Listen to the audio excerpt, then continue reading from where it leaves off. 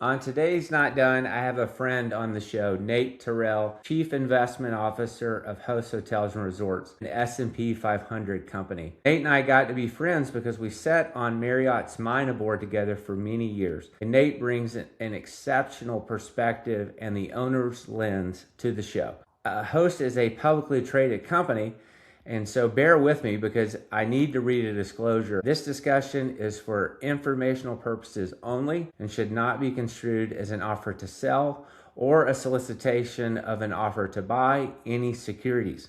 Statements or information included in this discussion between Nate and I were made as of March 2026 and may constitute forward-looking statements. As described in Host Hotels filings with the SEC, these statements are subject to numerous risks and uncertainties that could cause future results to differ from those expressed, and we are not obligated to publicly update or revise these forward-looking statements. This discussion also includes non-GAAP financial information such as FFO, adjusted EBITDA, and comparable hotel level results. You can find this information together with reconciliations on the most directly comparable GAAP information in the February 18th, 2026 earnings press release of the company's website at hosthotels.com. Now, with that, on with the show. Well, welcome back to another episode of Not Done. I'm Sloan Dean, and today I've got Nate Tyrrell, the Executive Vice President and Chief Investment Officer of Host Hotels and Resorts, the largest publicly traded REIT in the world. And before that, Nate actually cut his teeth in investment banking and on the real estate side with the Rouse Company and got his undergrad degree and MBA at Harvard. So you've been at Host for 2 decades and were elevated to CIO, I think in 2017. Is that right? That's right. Well, welcome to the show, Nate. I appreciate you being here. Well, thanks for having me, Sloan. It's great to be here. Yeah, so I think I'm really excited about the conversation today. You and I have sat on a board or two together and have been friends for a couple of years. But I think what our audience will really love is that you will really represent both public capital markets, but also the owner's lens. You know, we have a lot of folks working in operations, and they always love hearing from owners. But I guess first things first, you guys are the biggest when it comes to public REITs, at least in lodging. 76 hotels, 41,000 plus rooms, almost 12.5 billion market cap. You're an S&P 500 company. But most folks maybe have not heard of you. They know of Marriott, Hilton, Hyatt. You know, it's funny when I talk to my family members, they're not in the business. They always are like, doesn't Marriott own that hotel? I'm like, no, they don't.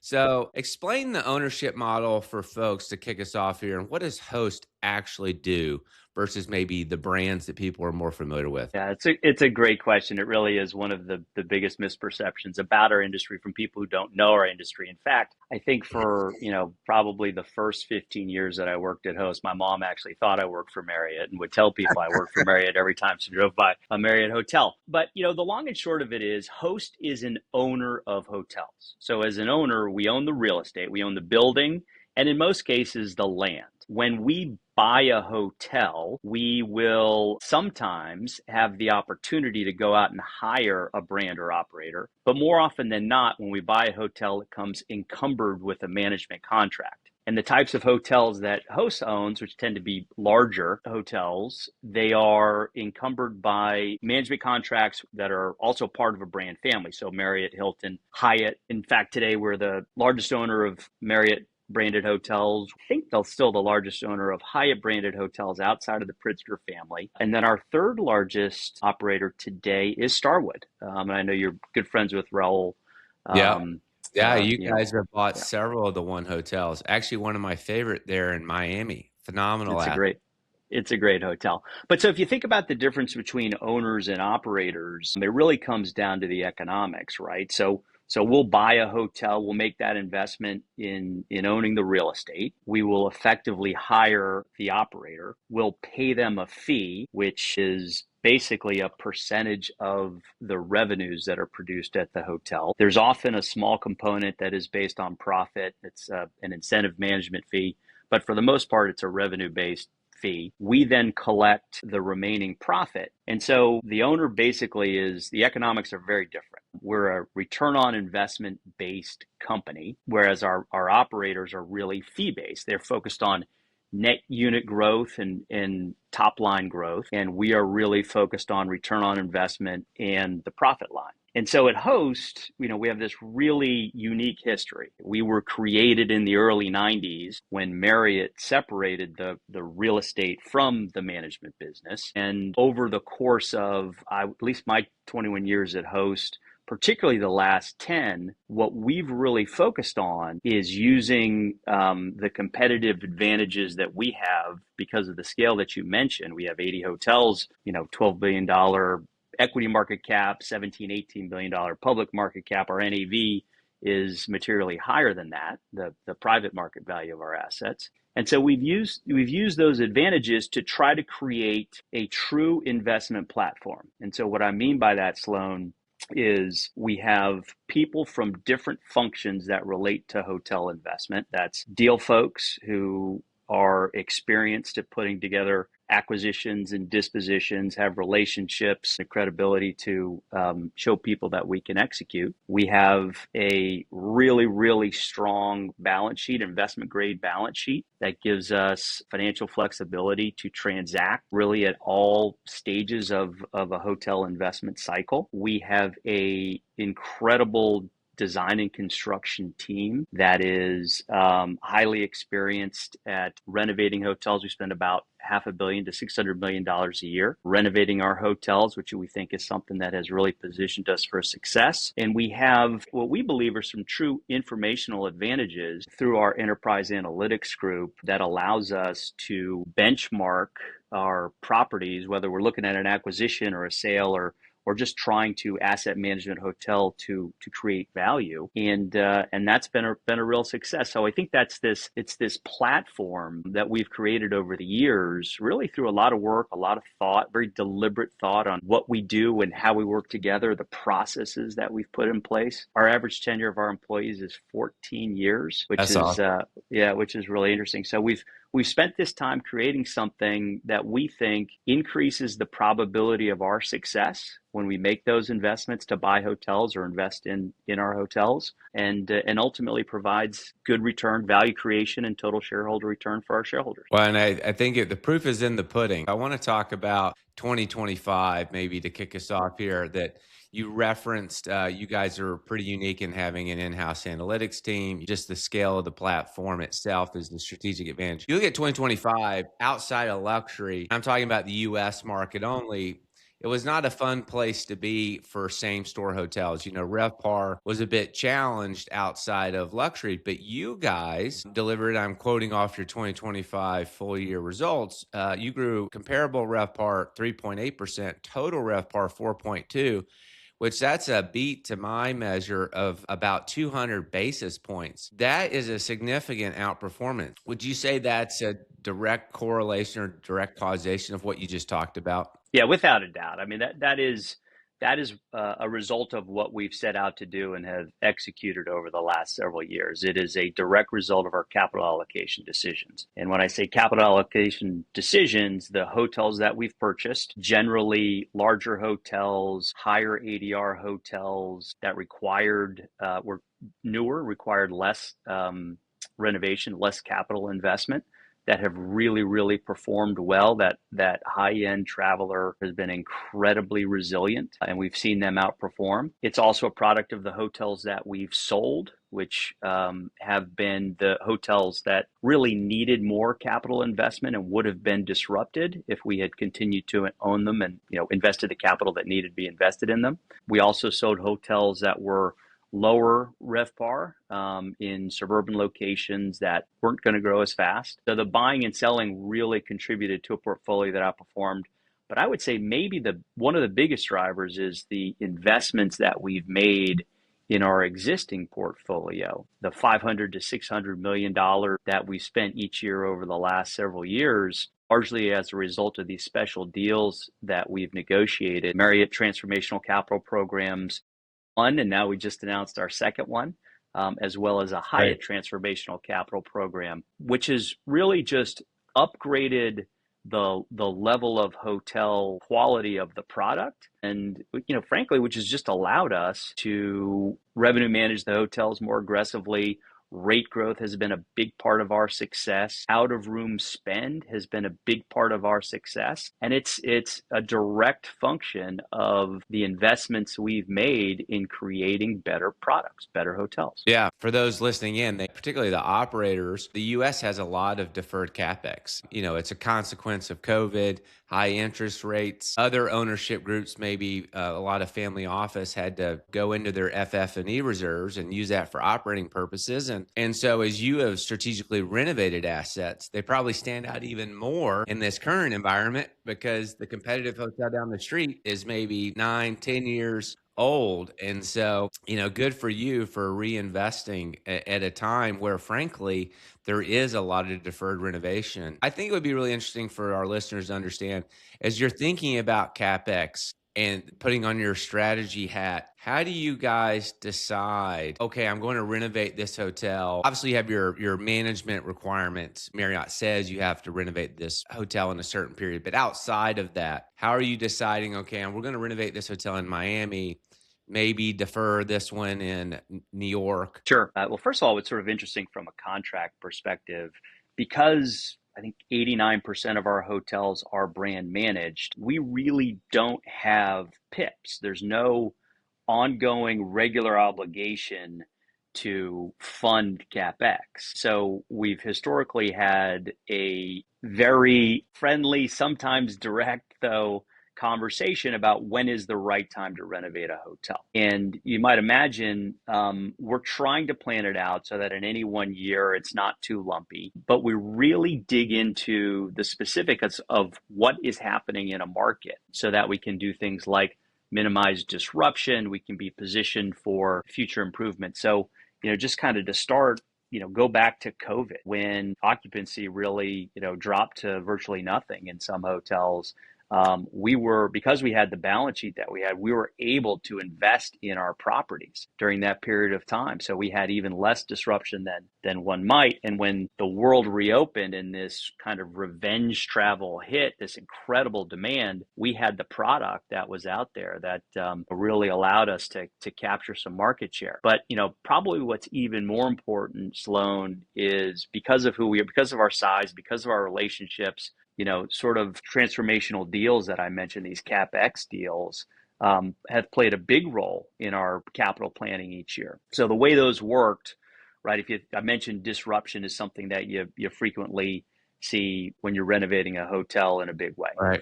Right. We were able to, really going back 10 years, have a conversation with Marriott about 16 hotels where it was clear that they needed to be renovated. We didn't have the contractual obligation to renovate them, but we felt that by better aligning the incentives of the owner and the operator, we were willing to invest the capital to do something that was truly transformational. The first part of that economic deal was for them to pay us operating guarantees. And I think for the first batch of 16 hotels, the total operating guarantee that they paid us was somewhere in the order of $70 to $80 million over like a 4-year time frame. That was very specifically designed to offset the disruption that would occur during the renovation. So that was a way for us to make it happen, not have our earnings fall. Maybe a way for them to use their big balance sheet to kind of fill in the gap and help you with that displacement. Yeah, that's right. It's not key money, but I think in their mind that sort of that was a way to think about it. And because of the types of hotels we own, the New York Marriott Marquis, the Orlando World Center, these hotels that are really important to Marriott and to the brands, they were willing to do that. In addition, they enhanced our owner's priority. For those who aren't familiar with that, what that means is effectively they agreed to reduce their future incentive management fee. So it's a way for them to make an ongoing contribution that would increase the ROI that's important to us as an owner. And, as part of it, when we worked through the details, we were able to come up with some renovation scopes that were frankly bigger than we would have done otherwise. And ultimately doing everything at once, the rooms, the public space, lobby bars, it was a big part of those renovations as my good friend Michael Rock, who runs our asset management team, Likes By to the way, say, the best dressed man in hotels, by the way. best dressed May. He's always got his jacket on. We are undefeated when it comes to lobby bar renovations. I mean, they've been real home runs for us. So to do all that at one time ultimately really changed the hotels and set them up for success. Now there's some ancillary benefits for doing something like that.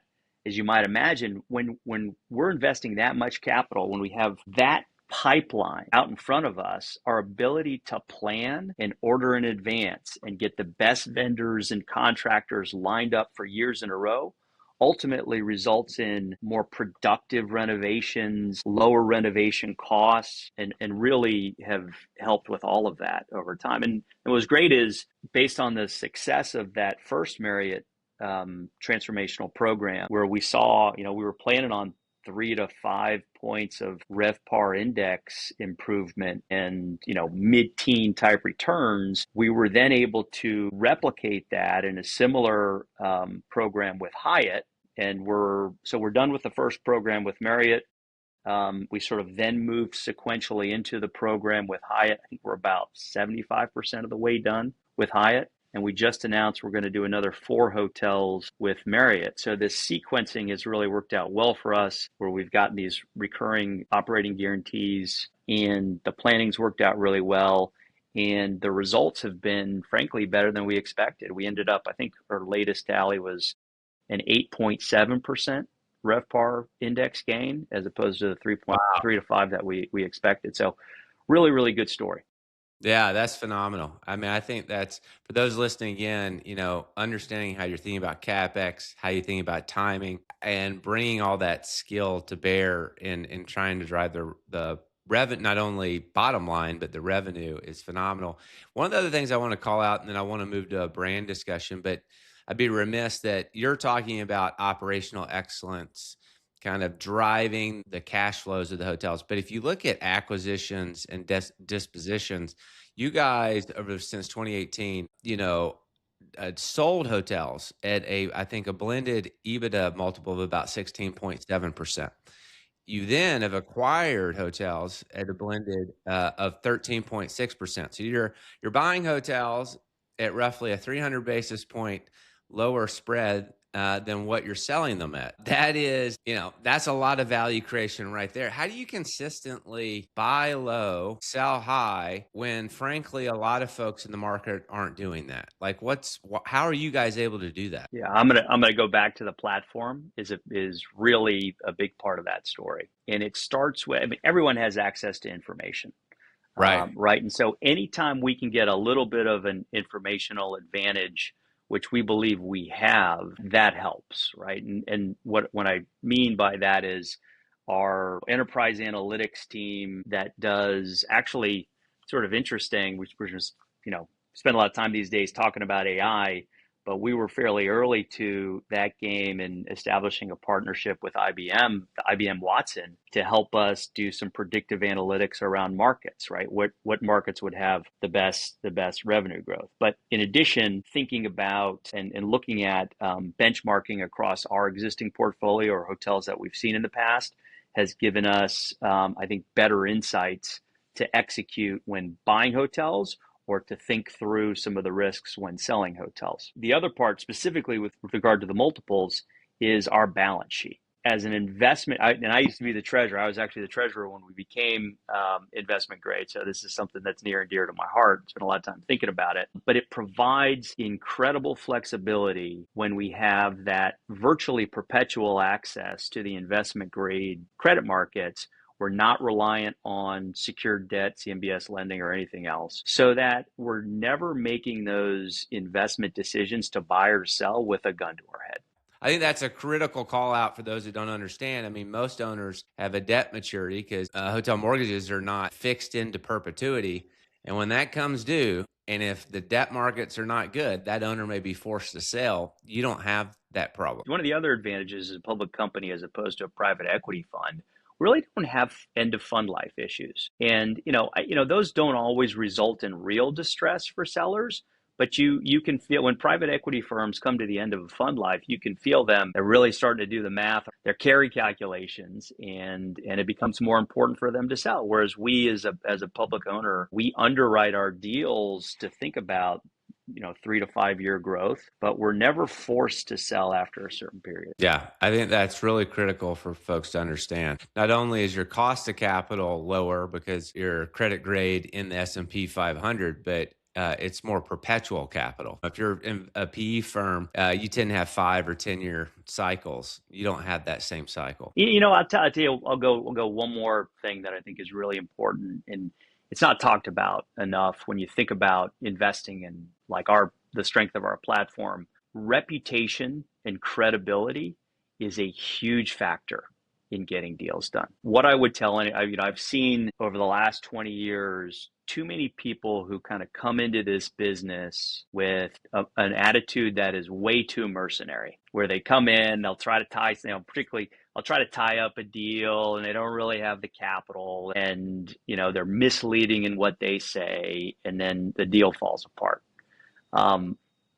We move very, very quickly. We do what we say, so that I think brokers and sellers and operators often think of us as a buyer of choice or an owner of choice. And at the end of the day, that means we're going to see more investment opportunities than most folks who are out there. And, believe it or not, there are times when we'll be the winning bidder, even if we're not offering the highest price. Right. Because we have these, this balance sheet that allows us to do things like close very quickly without any kind of financing risk. We have the information, the due diligence expertise, where we'll be able to assess renovations, CapEx that's needed much more quickly than others might. So it's that credibility, certainty of closing that really, I think, contributes to our success as well. Yeah, I think that's a good call out for sure. As you mentioned in the beginning, you guys are the largest owner with Marriott, behind the Pritzker family, the second with Hyatt. You see a lot as it relates to the brands. I guess as we maybe wade into a discussion about hotel brands and where the consumer is going, how are you seeing hotel brands these days from the owner lens, thinking about hotel brands as we move forward into 2026? Sure, great question. Really interesting. And I think it's changing a lot. Brands are really important. The distribution system is really important. The loyalty programs are really important. When you look at Marriott, it's a huge number. I just had Tony on. I think it's almost 270 million now. So 270 million. I feel like it was yesterday. It was 200, and That's right. A week ago it was 100. So this incredible growth of Bonvoy and Hilton Honors is something that you can't ignore. I think it does create real value for many hotels. It is an important factor when you're thinking about what partners you want to work with today and into the future. Hyatt has been a fantastic partner for us because they've always been an owner, and I think they understand some of those things in a way that particularly the ROI mindset.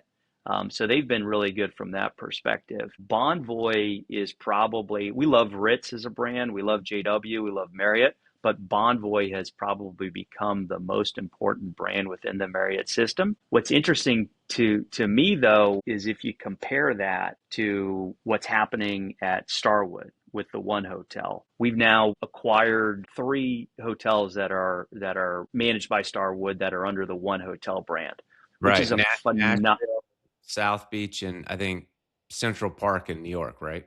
And Central Park. Those are the 3, correct. And they have done an exceptional job. And Barry Sternlicht has done an amazing job at creating a truly, truly special brand that captures that casual, comfortable, luxury traveler demand, captures this vibe and ethos of sustainability and wellness. The hotels are all designed really well. He is super focused on the details of that. Raul does an amazing job with the execution. The on-property teams and leadership are really, really good, and they don't really have a loyalty program. Yeah. And so it's a really interesting dynamic. My thesis is part of their success as a brand is because they didn't rely on a loyalty program to turn it on. They really spent the time, the years. We invested a lot of capital to create something that is this, that people recognize, that people want this experience. I think Four Seasons, particularly of late, have done some really terrific things on that front as well. And so they've never been able to just turn on the loyalty spigot. And one of the things I think about is Marriott adds brands or Hilton adds brands. If that if people are just thinking about the loyalty points, do the brands ever really have time to become brands where customers understand that they're staying at, X hotel or Y hotel for the brand, as opposed to, it's part of the system and I'm getting points. Yeah, no, I think that's well said. I honeymooned at the one in Kauai right after it opened. And Raul helped me book my room, but I was glad to pay the insane rates that they get there because it really is about a unique stay experience. I mean, it's that kind of, it's lifestyle. It's not quite upper end luxury, but it's that kind of lifestyle luxury that is unique. And I think it's all the things that you weave in, like the food and beverage is really well done, high end for those of us that are, it's like the best gyms in hotels or at one hotels, in my opinion. I think like a Citizen M and some of these other brands, which was just bought by Marriott, have done some really exceptional things. One and only, you talked about Four Seasons. It's really interesting to see that you almost have this.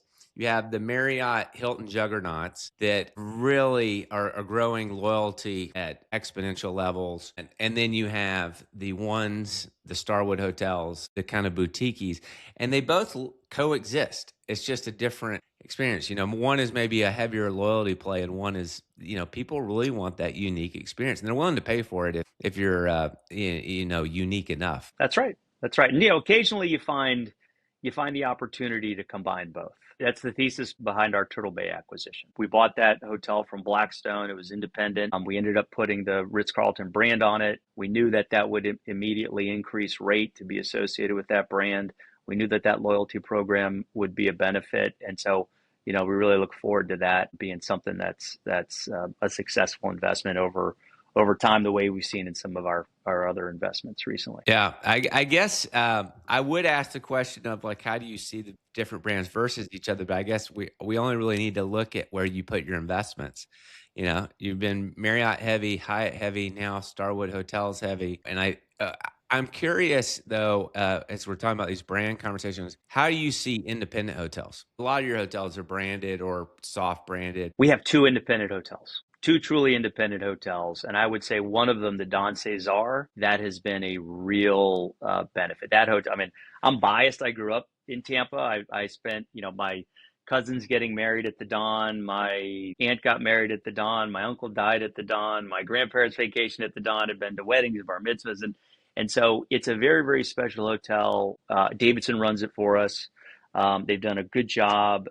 It's a place that has a name and draws customers. So we haven't felt that we had to add a brand or a loyalty program to drive demand. If you go back when we bought that hotel, I think we bought it was one of the first acquisitions I did. So we bought it in 2017. It was doing, I think, $15 million of EBITDA, and its peak EBITDA in 23 was 35 million. And, we just did went through the hurricane. We added a ballroom. And so it's going to be back at 35 million, this year or next. So that is an example where that hotel is the perfect hotel to be independent. I don't see that many hotels where I think that is the right decision. And we have had great success in owning lots of hotels that are brand managed or, third party managed and part of a brand system with a distribution system. But so I think the vast majority of hotels probably fall into that category. Clearly, that's been a benefit for us because of the relationships that we've been able to form with those big companies and do deals like the Transformational Capital Program. And then what else is really important when it comes to the brand operated hotels is the availability of labor, right? In because the employees all work for these companies, when you work with the big institutions that have this, this pipeline of people, this pipeline of talent, they do a really, really good job of finding people to fill open positions. And so we found that to be very, very beneficial, even as we move into markets that historically might have been more challenged in finding the availability of labor. They've done a very good job at mitigating some of those risks for us. I think that's a great call out that a lot of people don't think about. We started to see at Remington when I was running, that when we got deep into third party, about half our GM candidates were starting to be were very savvy in asking how long is the management agreement. And not a lot of people want to come work if you say, well, it's month to month or it's 6-month term with the owner, right? Not to mention they want to know, hey, can I go get promoted to the next big hotel? And if you only have a few, their options are limited. So I think particularly for those key positions like GMs, directors of sales, directors of finance, that scale does matter. Because you have to, and term length matters because let's face it, people want to make sure they're still managing the hotel a month from now. I mean, that's important. Yeah, without a doubt. And you and I have talked about this in the general man. I mean, those positions are probably one of the most important factors in the 100%. success, in the operating success of a hotel. We care very much about the general managers who are in our properties and want to make sure that they're successful and go through all these efforts to give them the tools, the resources to be successful. And so we really want to partner with companies that can provide these excellent general managers.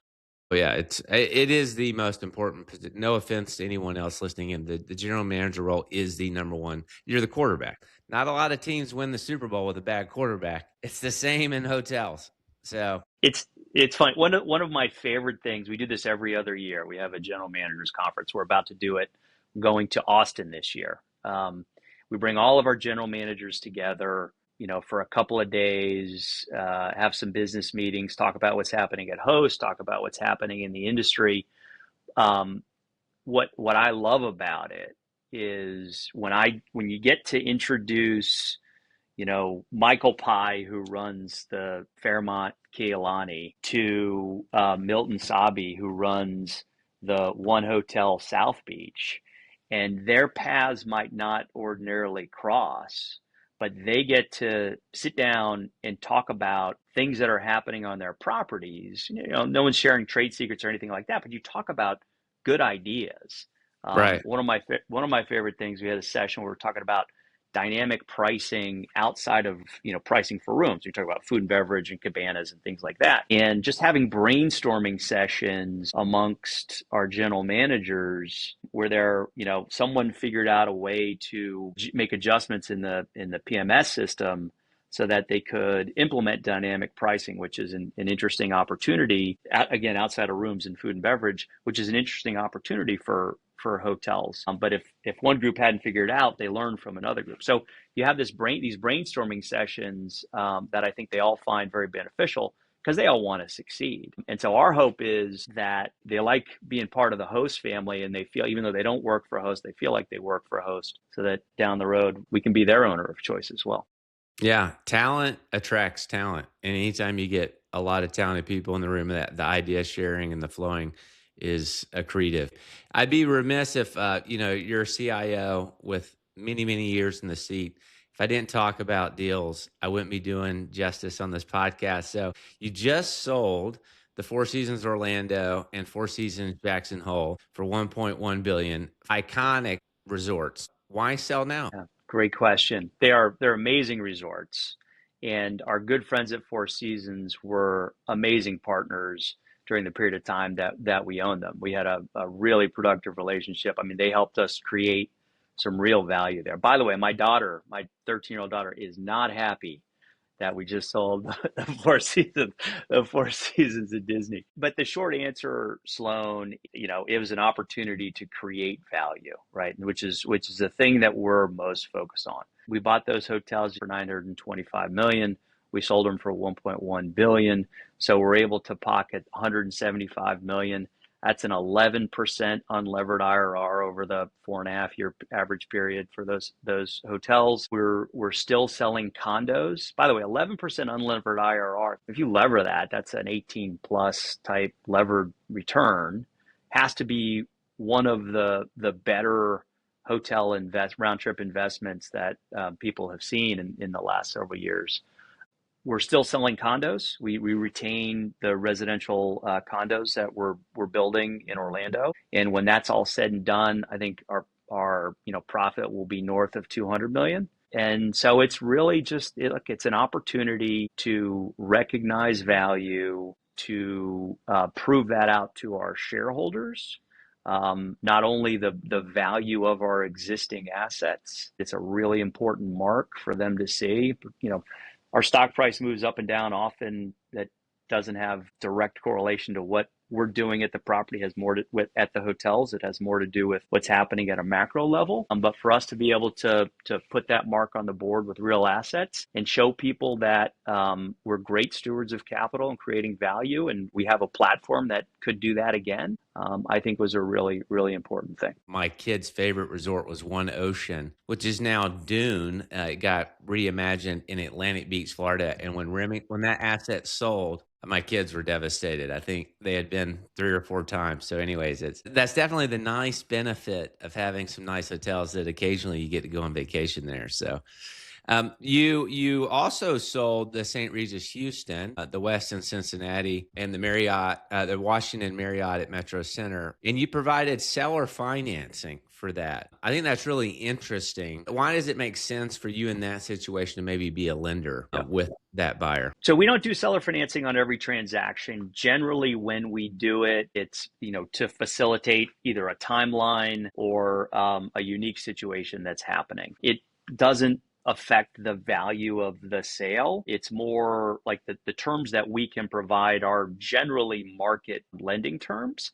Right. What it provides to the buyer is certainty that they're going to have that financing at the time of closing. So I think for the example of Metro Center that you mentioned was really they needed to make a specific date for a like-kind exchange, which is one of the reasons why they're the perfect buyer for that hotel. And so by providing the seller financing, they knew that they were going to get that financing by that certain date, whereas if they had gone out into the market, there's a little bit of risk, particularly from a timing perspective. And so again, because we have this really, really strong balance sheet, we have the flexibility that it's something that's in our toolkit when we go to sell hotels, and we do it when we're confident that we have good security, it's good paper, that the basis, the lending basis that where we've provided that is appropriate, and we feel good about that. So I mean that's essentially how we think about it. And you often have, you've got iconic, I would argue, irreplaceable assets in a lot of cases. You've referenced a few of them.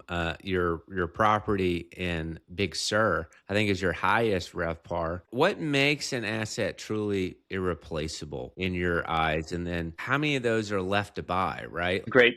Obviously we just did that with the 2 Four Seasons for the reasons that I said, is we're able to recognize incredible value. But you're right. Look, we like to own those types of assets. What makes something iconic and irreplaceable? I think it starts with location, places like Big Sur, or proximity to amazing environments, or some kind of demand driver, and preferably diverse demand drivers, where you're not only playing to one specific segment, but this maybe combination of strong luxury leisure travel and transient travel and group business as well. And so it kind of starts with location, your typical barriers to entry, limitations on supply. Big Sur is a wonderful example of that. But then, for us, a lot, sometimes it's a brand as well. Do you have some value in the brand? But then it's things that, what can we do to it to make it even more irreplaceable? To, in some ways, there's value in scarcity. And so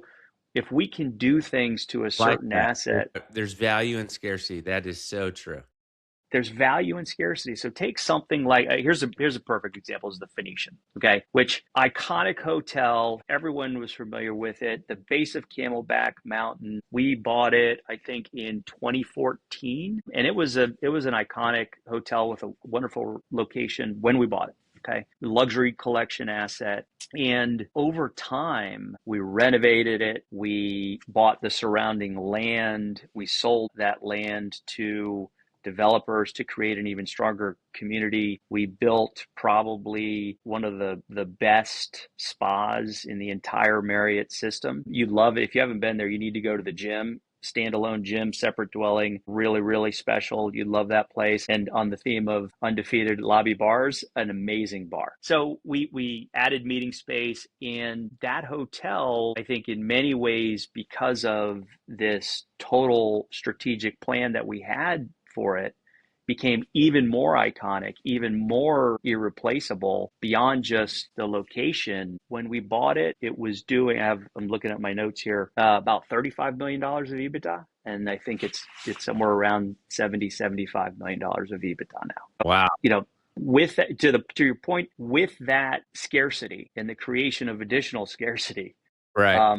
you really create value. And what I like about hotels like that is not only do you see this real ROI when you make capital investment, like I like to joke that at a hotel like the Fairmont Kea Lani, you can get an ROI on replacing the deck chairs because the customer really values it and is willing to pay for that better experience. But what's even cooler is you have this almost perpetually low cap rate that almost never changes because there's this, it's almost like sports teams. Like some of these luxury resorts, these scarce luxury resorts, you know, there's always a high net worth buyer or sovereign wealth fund Right. who wants to own them. Yeah, I think that's yeah. If you ever do want to exit, there's people lining up. That's for sure. You're the largest hotel owner in public markets. I'd be remiss if we didn't talk about AI. It's on everyone's radar. It's obviously what is driving the public markets these days. How are you thinking about it at Host? And then part B to that, is it the brand's problem to solve for you? Is it the manager's problem, or are you guys thinking about solving some of it as the owner? So absolutely, we're working on it all the time. I mean, it's going to have a huge impact on our business. Why don't we start with the low hanging fruit, which is improving the way we host operate, the way we make decisions. So we're already incorporating AI into the way we analyze our contracts, the way we do our underwriting and our analytics, our market research. We're incorporating large language models into the software that we use to do all of that analysis. We're thinking about our processes, our capital planning in ways to improve that as well. So just, you know, it's already starting to happen at Host and the way we do the things that we do. When you go to the hotels themselves, we are working very, very closely with our operators to incorporate ways to improve productivity. We're laser focused on productivity at our hotels. I'll give you a good example. You know, the intelligent voice recognition that, you know, so when you call down to the front desk to ask a question about something or you call in, there's so many questions they get asked over and over again. That technology has gotten really good. I think we have it in 40% of our hotels today. We'll probably be at 70%, where we're handling, you know, 1 million phone calls a quarter using this technology. I'll give you a great example. I was staying at the Boston Marriott Copley.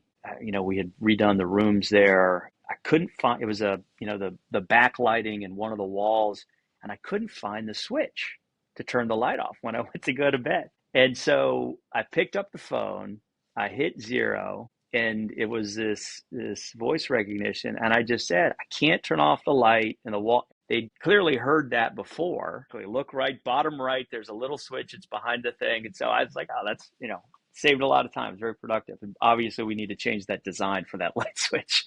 So we're starting to implement all of that in our hotels, working really closely with our operators. There's some really cool things, you know, scenario planning, digital twinning, things that we're talking about with them that I think will come into play pretty quickly. Thinking about the demand side of things and how do we optimize searches so that our hotels ultimately receive the best placement is really, really important. I don't know how that's going to work, but we're working closely with my good friend Peggy Rowe to sort through all that. It's funny, Peggy and I went to business school together. Oh, I didn't know that. Yeah. We graduated from business school in 2000, so .com era stuff. So she and I, we were doing a fireside chat the other day, and we we're joking about this. AI is very different from .com, like totally different. The level of impact is massive, but we're kind of both going into this with this real sense of optimism. I think because we lived through and we're finding jobs through the uncertainty of all that. And I think we recognize that all this really is going to have a massive impact. There will be some dislocation, but at the end of the day, these new technologies just do incredible things. I think AI is going to be a real boon to our industry, not just from a productivity and a cost saving perspective, but from a Right. demand generation perspective. I think people are going to value human connection and human experiences. I think the trick is, and this is what's pretty cool, is trying to figure out what is going to be scarce and what is going to be abundant. And there are certain things that are scarce today that will become more abundant, and so their value will probably go down. I believe that assets like, the ones you talked about before, many that we own, are going to become even more valuable because of their scarcity. I agree with you. I agree with everything you've just said, by the way. I think that's a good perspective. You mentioned that not losing the humanity in hospitality. Is that all of a sudden, if you show up and it is robots cleaning all the hotel rooms, which by the way, I think we're several years from that, but that it will happen one day in some hotels. Do we lose part of the hospitality experience in that situation? It's a curious question. At what point is what a level of automation not something we want? I think it's all going to come down to the execution of it. I mean, it's so hard to figure out exactly how it's going to play out. Yeah. Um, I When think it's I think moving so fast too. So that's part so of it. fast. So have you seen there's a company that does the robotic massagers? I think it's Ascape. It may have been that. I've seen and I've had a friend who went and said like it was just as good as a human experience. Exactly the same thing. And the pressure immediately adjusted to something that worked. And so as you think about spas in the future, there's probably an opportunity. Like I like to think about an opportunity to expand a spa, to make a Right. spa bigger, where Right. you can give people the option of having that, human contact, real person massage versus maybe a quicker one that is the robot. I think that's sort of how it starts. But I think the good service providers, and I'll go back to our experience with the One. I think Four Seasons, I've seen examples of this where smart operators are using technology, which historically might have been perceived as impersonal, in a way to create a better experience. So there's a Four Seasons Jackson Hole, which we just sold. We had a general manager who loved the personal interaction when people arrived. It was really important to him, but he quickly realized that he had so many return customers, he couldn't be there every single time. And so he would make a point of using a QR code to film a video when people arrived, particularly repeat customers that are having a special occasion. If he couldn't be there in person, he would use that video. And it turned into a real thing where people loved to get Ryan's QR thing when they walked into the room, maybe with an amenity, they scanned it. He delivered a very personal message. So I think thoughtful things like that I think the One hotel in South Beach was one of the first hotels I saw using text messages in an unobtrusive way to provide really great service. So you knew they were there, but they weren't in your face. Yeah, that's what I think you said it all. It will come down to execution, and I'm sure there'll be some fails and there'll be some wins, and that's how innovation happens. You've spent your entire career on the capital side of real estate, or at least the vast majority. How do you think that frames your lens? You've maybe not been on the operating side. You've been an investment banker. How does that inform your perspective now that you're well into your career? And maybe even you could parlay that into, we have a lot of GMs that listen in, maybe how then if they're talking to someone like you, who you're an owner's lens, how do they best communicate with someone like you too? Right. Well, first of all, the general managers can communicate with me any way they want. I love talking to them. So Fair enough. Fair enough. yeah, yeah. But so yeah, I had this amazing, kind of start to my career where I ended up in investment banking, and it was very much, it's kind of a funny story. I played football in college. I ended up doing real estate investment What banking was at your Alex position, Brown. by the way? What was your I position? played free safety. Nice. I was small, but I was slow. So no, I knew where to be on the field. But so there was a guy, middle linebacker, Monty Geesey from Montana, was someone I really looked up to. He was 2 years older than me. I was thinking about what to do. He did the investment banking thing at Alex Brown in Baltimore. Said, "Don't go anywhere else. You're going to Wall Street. Come here." So I went to work for them. It was right. It was in 1995. It was when REITs were really becoming a thing. Right. And I had this 2 year period where I learned, the basic finance, accounting, capital markets, M&A, negotiations. I mean, it was like a firehouse. It was like that scene in The Matrix where Keanu Reeves, like, they kind of plug him in and he gets the downloaded training thing. And it's like, he wakes up and he goes, "I know Kung Fu," right? Yeah, yeah, It's like yeah. after like 2 years, I was like, well, Mighty Morpheus jumping across the room. Yeah. right, right. So it was this amazing, it was hard, right? We worked all the time, but it was amazing training and, learning about relationships, getting exposure to CEOs and good leaders. And one of the people who I got to know was this guy, Tony Deering, who ran the Rouse Company. And so after business school and a couple other things, I ended up at the Rouse Company. Rouse was an owner of high-end malls, Okay. luxury malls, really, really high sales per square foot malls was their claim to fame, and master plan communities. And so I got to see kind of the difference between luxury customers and non-luxury customers. And this is a really cool thing. I was a part of what Green Street called once the best IRR in the history of real estate investing. I swear to God, I think that's basically what the title of the research report was. So here's how it worked. So I can't take credit for it. I witnessed a lot of it. I was very junior, but I got to see it, and it made an impression on me. What I mean is, when I was at Alex Brown, the Rouse Company, one of our clients, bought the Howard Hughes Corporation. My numbers will be approximately right, directionally, definitely right. Purchase price was about $440 million. What they bought was the Fashion Show Mall, which on the Las Vegas Strip, I think was worth something like $250. An office complex, which was worth something like $100 million. And then the remaining 80 to 100 million was 20,000 contiguous acres of land, the Summerlin master plan community on the western rim of Las Vegas. That was at that point only early stages of development. Fast forward to 2004, land values were going up. Las Vegas was getting hot. The housing market was really, really good. Bush was pushing home ownership. When the Rouse Company was sold to General Growth Properties, the value of the remaining acres of Summerlin, half of the acres had been sold. So you have half the inventory, was something like $2 billion.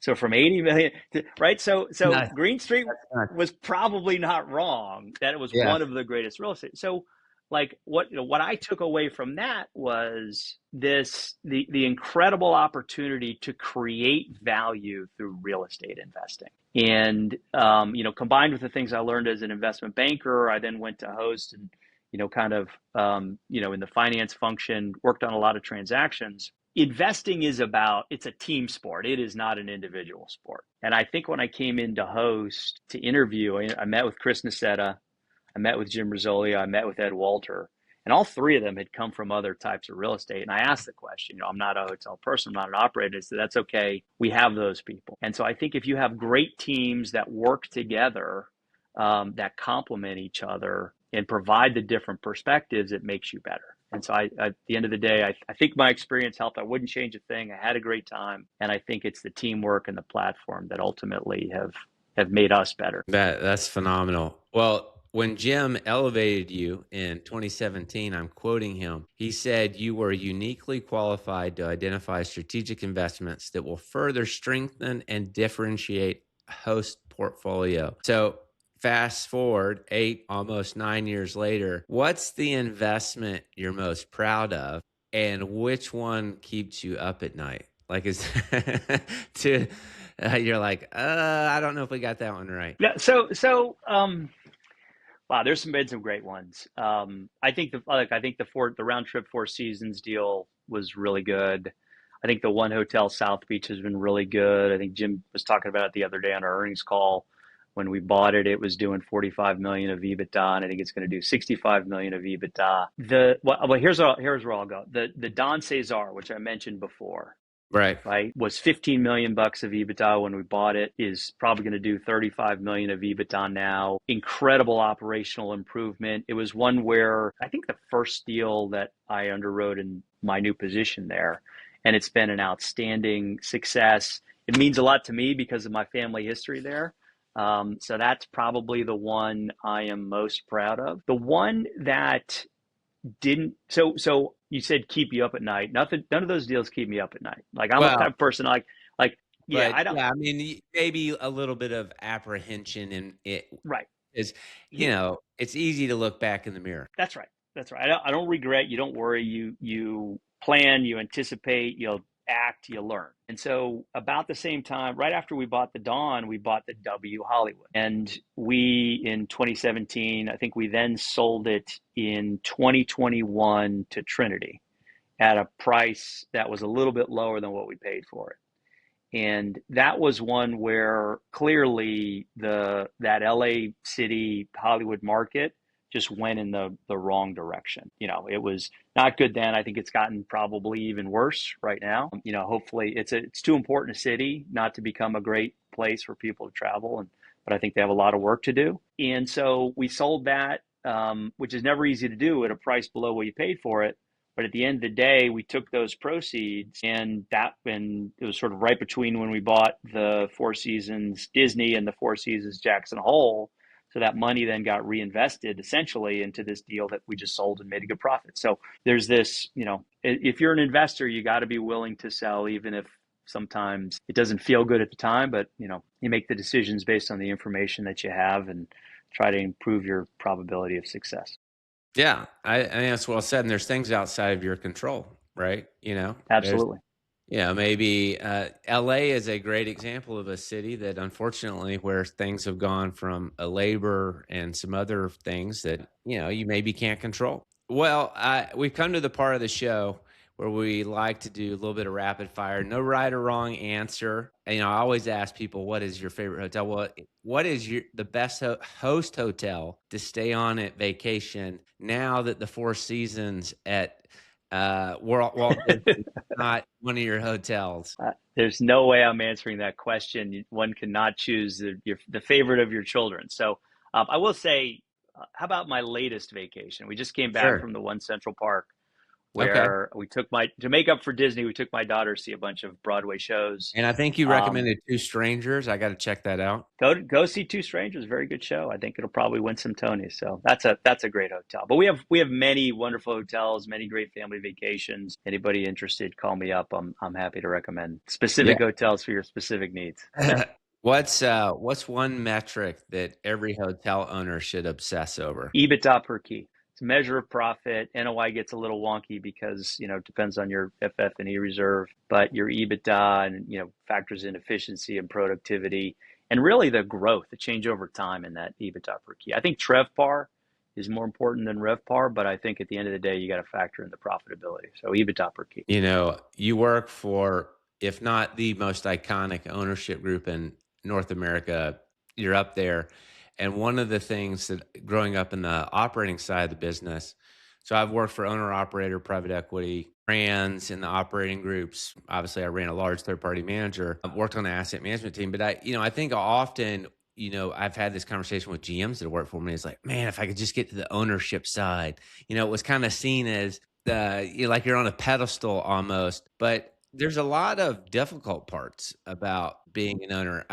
What's the hardest part about being an owner that sometimes I think maybe the operators don't understand? Oh, it's an interesting question. The most important thing to get across to, I think, our operators is really our business is about this return on investment. It is profit over, you can define a bunch of different ways, just profit over the capital that's required to go in. And often it doesn't feel like operators necessarily default to understanding that.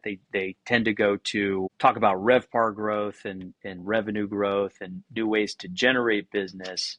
but not thinking about all of the things that factor into your return on investment, availability of capital, cost of capital, which does change over time, speed to market, like transactions, negotiations, the longer it takes to get the money, like, things like that, this real kind of finance, time value of money, return Right. type math is an important thing for operators to understand. Yeah.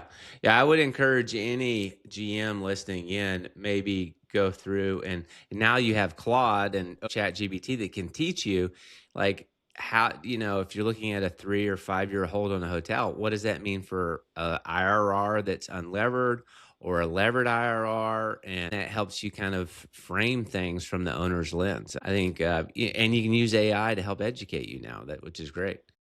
What's Great a point. deal that got away? One that you wish you had bought?